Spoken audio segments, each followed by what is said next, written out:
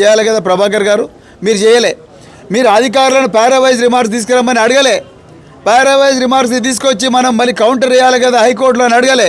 అదేవిధంగా లా డిపార్ట్మెంట్కి దీన్ని పంపించాలి. ఇలా రాష్ట్రంలో లా మినిస్టర్ ఎవరు? లా డిపార్ట్మెంట్ ఎవరి చేతిలో ఉన్నది? రేవంత్ రెడ్డి చేతిలో ఉన్నది.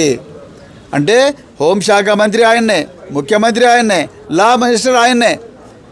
మీరు రేవంత్ రెడ్డి కలిసిన ఈ గూడు పుటాని వల్లనే ఈరోజు హైకోర్టులో గౌరవ న్యాయమూర్తి గారు 4 సార్లు అవకాశాలు ఇచ్చినా కూడా మీరు కౌంటర్ దాఖలు చేయలేదు.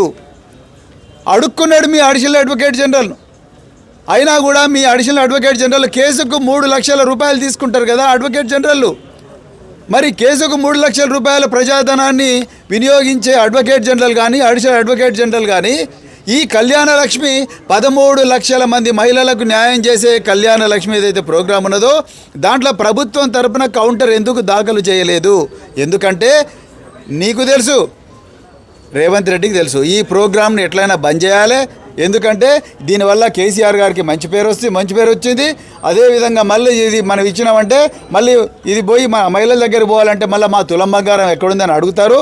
మనం 2023లో తులం బంగారం ఇస్తామన్నాం కదా, ఈ తులం బంగారం ఎక్కడ అమ్మాయిలు అడుగుతారు. కాబట్టి గత 9 నెలల నుంచి ఈ ప్రోగ్రామ్ను బంద్ చేసిండ్రు. ఎందుకు బంద్ చేసిండ్రండి? ప్రభుత్వమే, భారత ప్రభుత్వం, వరల్డ్ బ్యాంకే ఇది బెస్ట్ స్కీము, డీబీటీ కింద, డైరెక్ట్ బెనిఫిట్ ట్రాన్స్ఫర్ స్కీమ్ కింద బెస్ట్ స్కీమ్ ఇది. ఇట్లా కరప్షన్కు తావులేదు. ఎందుకంటే పెళ్లి పత్రిక చూస్తారు, ఆధార్ కార్డు చూస్తారు, అడ్రస్ చూస్తారు, బర్త్ సర్టిఫికేట్ చూస్తారు, ఇంకేం కావాలండి మీకు? పెళ్లి ఫోటోలు కూడా చూస్తారు.